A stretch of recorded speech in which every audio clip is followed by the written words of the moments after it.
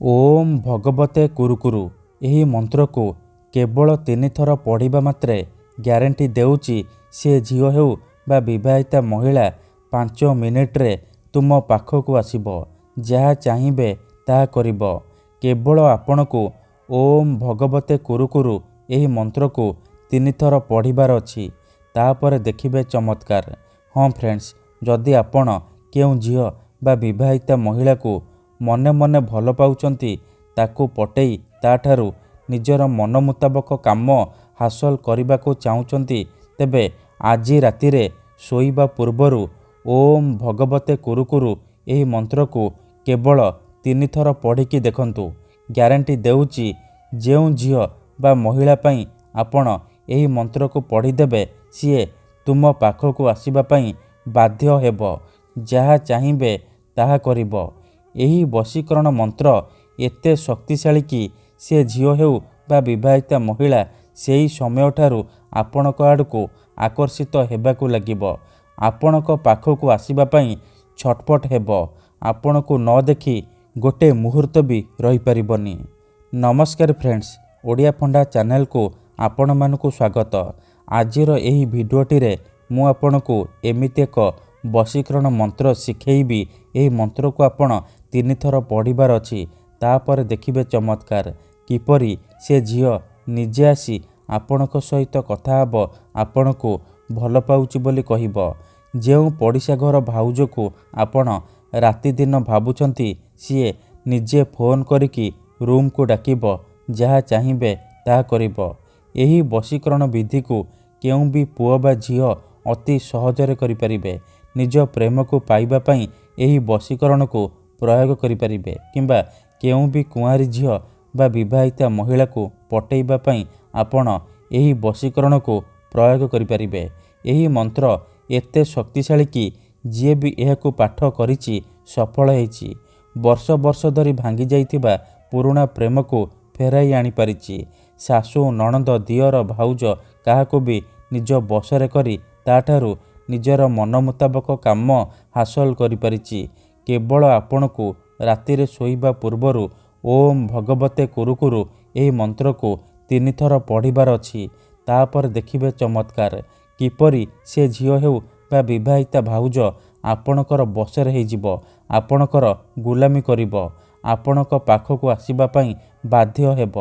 ଯଦି ଝିଅ ଆପଣଙ୍କୁ ଧୋକା ଦେଇଛି, ଆପଣଙ୍କ ନମ୍ବର ବ୍ଲକ୍ କରିଦେଇଛି, ଆପଣଙ୍କ ସହିତ କଥା ହେଉନି, ଅନ୍ୟ କାହାକୁ ଭଲ ପାଉଛି, ଅନ୍ୟ କାହା ସହିତ କଥା ହେଉଛି, ଆଉ ଆପଣ ନିଜ ପ୍ରେମକୁ ଫେରି ପାଇବାକୁ ଚାହୁଁଛନ୍ତି, ତେବେ ଆଜି ରାତିରେ ଶୋଇବା ପୂର୍ବରୁ ଏହି ମନ୍ତ୍ରକୁ 3 ଥର ପଢ଼ିକି ଦେଖନ୍ତୁ।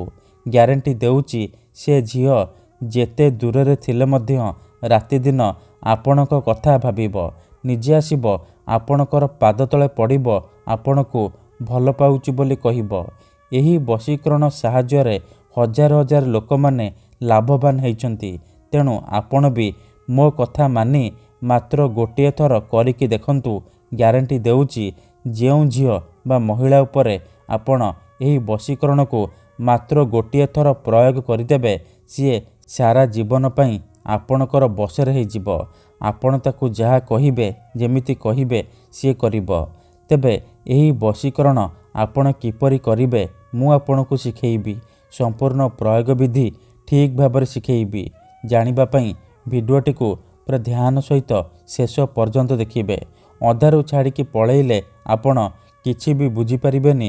ପରେ ଆପଣ କହିବେ, ଗୁରୁଜୀ ଆପଣଙ୍କର ବଶୀକରଣ କାମ କରୁନି। ଦେଖନ୍ତୁ, ଯେଉଁପରି ଆପଣ ଭଗବାନଙ୍କୁ ମାନୁଛନ୍ତି, ଭଗବାନଙ୍କ ଉପରେ ବିଶ୍ୱାସ ରଖିଛନ୍ତି, ନିଜର ସବୁ ଦୁଃଖ କଷ୍ଟ ଅସୁବିଧା ଭଗବାନଙ୍କୁ ଜଣାଉଛନ୍ତି, ଯଦି ସେ ଦୁଃଖ କଷ୍ଟ ଅସୁବିଧାର ସମାଧାନ ନ ହେଲା, ତାର ମାନେ ନୁହେଁ କି ଭଗବାନ ନାହାନ୍ତି। ସେହିପରି ତନ୍ତ୍ର ମନ୍ତ୍ର ହୁଏ, ବଶୀକରଣ କାମ କରେ, କିନ୍ତୁ ଏହାକୁ ଆପଣଙ୍କୁ ସିଦ୍ଧ କରିବାକୁ ପଡ଼ିବ। ପ୍ରୟୋଗ ବିଧିକୁ ଠିକ୍ ଭାବରେ କରିବାକୁ ପଡ଼ିବ। ମନ୍ତ୍ରକୁ ଠିକ୍ ସେ ପଢ଼ିବାକୁ ପଡ଼ିବ। ମୁଁ ଆପଣଙ୍କୁ ଯେମିତି ଶିଖେଇବି, ଆପଣଙ୍କୁ ଠିକ୍ ସେହିପରି କରିବାକୁ ପଡ଼ିବ। ତେବେ ଯାଇ ମୁଁ ଆପଣଙ୍କୁ ଗ୍ୟାରେଣ୍ଟି ଦେଉଛି, ଆପଣ ଯାହାକୁ ଚାହିଁବେ ତାକୁ ନିଜ ବଶରେ କରିପାରିବେ। କେଉଁ ବି କୁଆଁରୀ ଝିଅ ବା ବିବାହିତା ମହିଳାକୁ ପଟେଇ ପାରିବେ। ମୁହୂର୍ତ୍ତକ ଭିତରେ ଆପଣ ଏହି ବଶୀକରଣ କରିପାରିବେ।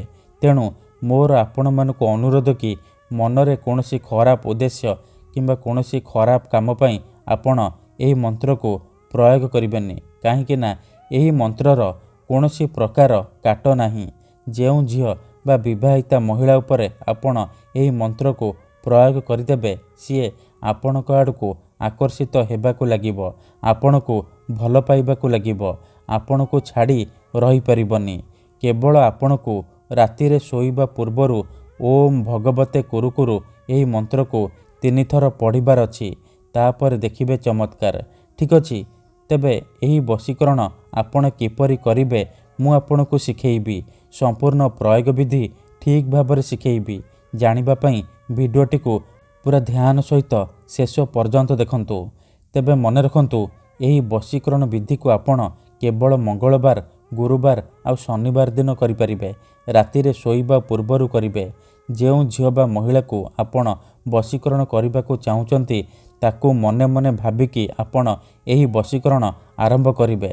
ବଶୀକରଣ କରିବା ପୂର୍ବରୁ ଆପଣ ଭଲ ଭାବରେ ହାତ ଗୋଡ଼ ମୁହଁ ଧୋଇକି ସଫା ବସ୍ତ୍ର ପିନ୍ଧିକି ଆପଣ ନିଜ ବିଛଣା ଉପରେ ବସିକି ଆପଣ ଏହି ବଶୀକରଣକୁ ଆରମ୍ଭ କରିବେ। ଠିକ୍ ଅଛି, ପ୍ରଥମେ ଆପଣ କ'ଣ କରିବେ, ଆଖି ବନ୍ଦ କରିକି ସେଇ ଝିଅ ବା ମହିଳାକୁ ମନେ ମନେ ଭାବିବେ। ତାର ମୁହଁକୁ ନିଜ ମନରେ ଭାବିବେ। ତାପରେ 5 ଥର ତାର ନାମ କହିବେ। ତାପରେ ଓମ୍ ଭଗବତେ କୁରୁକୁରୁ, ଓମ୍ ଭଗବତେ କୁରୁକୁରୁ, ଓମ୍ ଭଗବତେ କୁରୁକୁରୁ ଏହିପରି ଏହି 3ଟି ଶବ୍ଦକୁ 3 ଥର ପଢ଼ିଦେବେ। ତାପରେ ପୁଣି ଆପଣ ସେଇ ଝିଅ ବା ମହିଳାର ନାମ 5 ଥର କହିବେ। ତାପରେ ଆପଣ ଶୋଇପଡ଼ିବେ। ରାତି ସାରା ସେ ଝିଅ ବା ମହିଳା ଉପରେ ପ୍ରଭାବ ପଡ଼ିବା ଆରମ୍ଭ ହୋଇଯିବ। ସିଏ ଖାଲି ଆପଣଙ୍କ ଆଡ଼କୁ ଆକର୍ଷିତ ହେବାକୁ ଲାଗିବ, ଆପଣଙ୍କ କଥା ଭାବିବ। ଧନ୍ୟବାଦ।